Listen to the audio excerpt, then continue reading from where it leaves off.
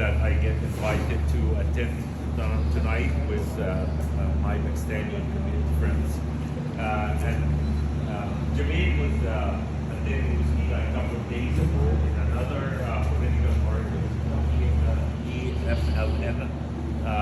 And I said the same thing. I said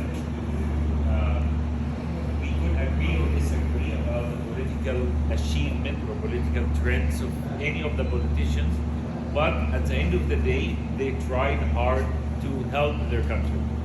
And I said that like I didn't know that the memorial for Nظیر is coming, but I said sometimes they pay a very high price for their tribe to change status quo. Could be their life, could be their families, could be even their freedom at some point of time, and but end of the day they tried, and we have to respect that. We have, it's here or there everywhere. It's they are trying to change things for the benefit of the people. They could sometimes be correct, sometimes they are wrong, and we can't judge what they did now because we have more information.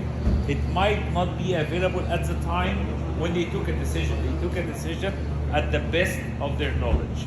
Now we know more information and we can say, you know what, he was wrong. Yes, now we know that. He didn't know that at the time, okay?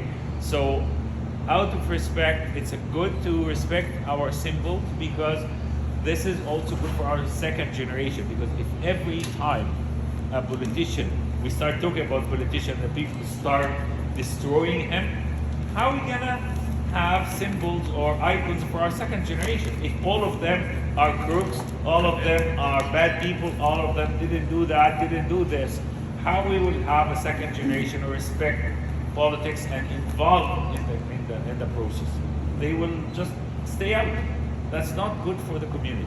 So I'm really honored that I attend a memorial for some good icon politician who paid her life for what she believed good for her country.